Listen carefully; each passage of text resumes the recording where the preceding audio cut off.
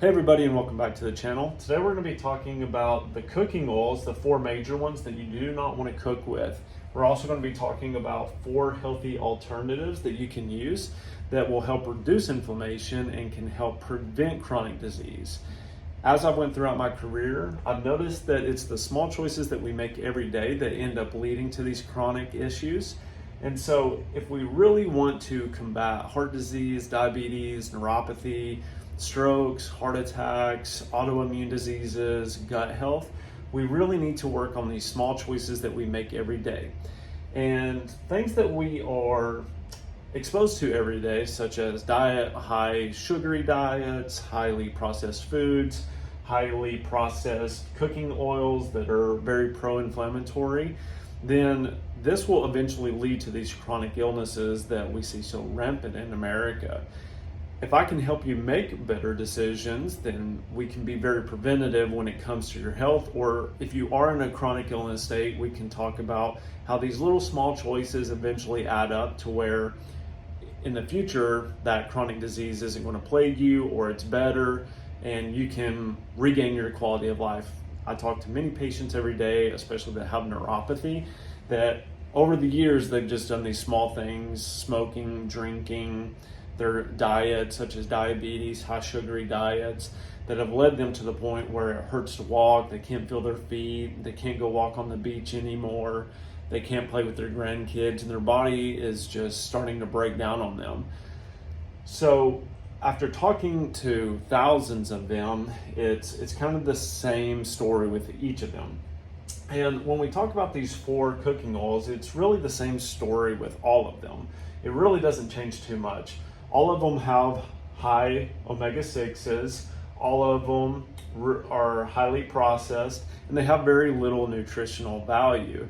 But they're cheap to make, they're widely used, and that's what makes them a huge market and a huge money grab for these companies.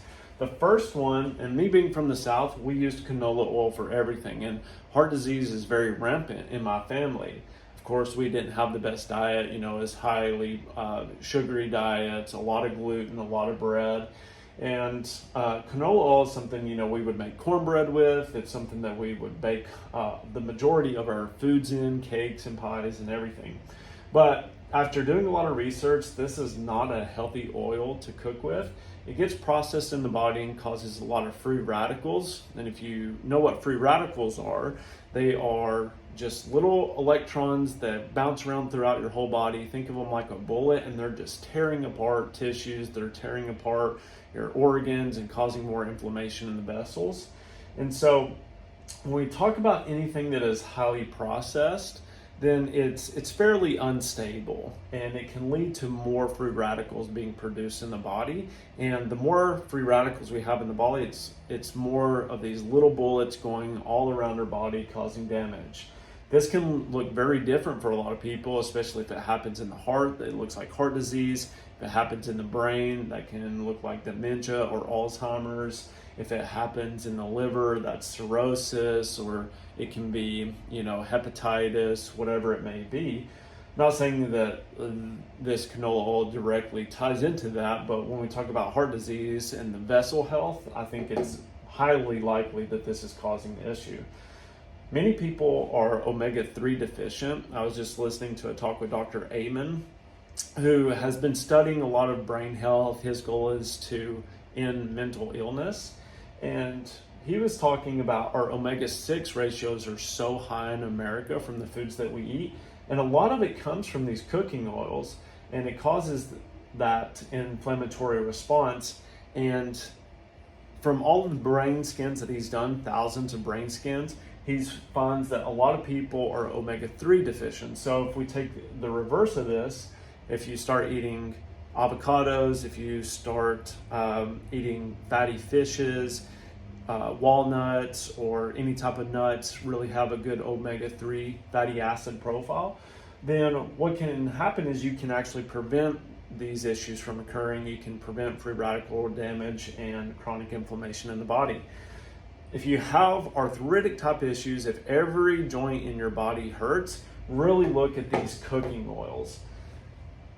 The reason that is so prevalent and causes that issue is because you're exposed to it every day. So if you have something that is chronic, it's been going on longer for 6 months, if you're trying all these medications and it's not just working, you need to look at what you're putting in your body every day that could be causing these pro-inflammatory responses.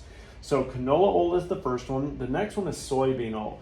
It's a genetically modified organism. The thing about Europe, which is really interesting, is that they banned all of their GMO fields probably, I think it's about 10 years ago now.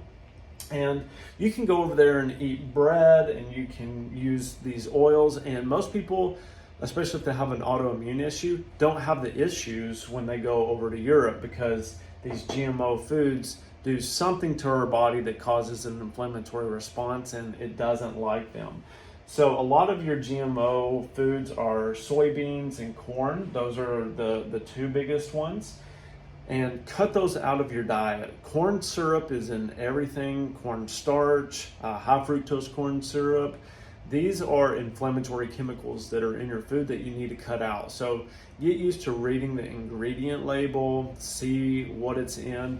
And I guarantee you that if you do that, if you can cut those out for 30 days, you're going to notice a huge difference when it comes to arthritic pain, joint pain, just chronic inflammation, brain fog. I see it all the time. So soybean oil is highly GMO.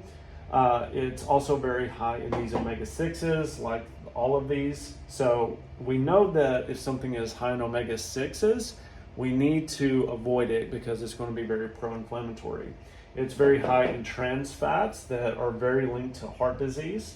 Same thing with corn oil. And then there is a link between high LDL and the plaque in your arteries and corn oil. So you know that if you have heart disease, if you have poor blood flow, if you have poor vessel health, and you're using a lot of corn oil, cut it out, like exit out. You don't want to use that. Vegetable oil, I think, is another one. It has very little nutritional value, highly processed, high in omega-6 fatty acids. So vegetable oil is a no-go as well. If these are in your pantry, cut them out. Get rid of them. They're causing inflammation in your body. They're degrading your health, and they're going to lead to a chronic issue at some point. Here are the healthy alternatives. So I'm just going to move this a little bit closer so everybody can see. But there we go. So your alternatives are olive oil. This is huge, and I know a lot of docs talk about this, but olive oil, it's high in your monounsaturated fats, which help with inflammation in the vessels especially. So it's very good for heart health. It's better for low heat. So if you're cooking something that is a lower heat, then you want to use olive oil. And I'll talk about the high heat. And if you're a chef or, if you cook meals for your family, you'll know what I'm talking about. But olive oil is better for your low heat meals. And then it's similar to ibuprofen. So, NSAIDs are very destructive to your gut. They can cause gut ulcers. They can cause bleeding in your gut, especially in high doses. So you want to cut them out. This has all the natural properties of ibuprofen and can help with joint pain. It can help with heart health, chronic inflammation. The next thing is coconut oil. It's high in medium chain triglycerides, and these actually boost your metabolism. If you have trouble losing weight, and if you're always hungry, then just like a small teaspoon of coconut oil can help curb that craving, but it can also boost your metabolism. The other thing is that these MCTs are really good for your gut health. If you have heartburn, gas, bloating, diarrhea, constipation, abdominal pain, try just a teaspoon of coconut oil. You can add it into a drink, or you can just put it directly in your mouth. You can put it over your salad, whatever you want to do. But it's something that you can use to help with those issues that isn't going to cause more inflammation like these other oils. This is ideal for baking, so it's a lot better for like your cakes, or if you're baking another dish, if you're making any type of product that goes in the oven, then coconut oil is going to be better for that. And it's very antibacterial, viral, and fungal. A lot of the people are doing oil pulling now in their mouth because it's killing the bacteria in their mouth, viruses, fungus, so anything throughout your body, especially in your gut. Coconut oil is great for that as well. I actually had a patient who was doing the oil pulling with the coconut oil, and he said his gums were bleeding, and after 2 days that completely stopped. And he said that he loves it. It's really simple to do. You just put a teaspoon in your mouth, swish it around for 5 to 15 minutes, and then you just spit it out, brush your teeth, and he said it's worked great. Another one is avocado oil. This one is for more high heat, so more of your stir fries, or if you're baking or if you're cooking eggs or anything that is a little bit on higher heat, you want to use avocado for.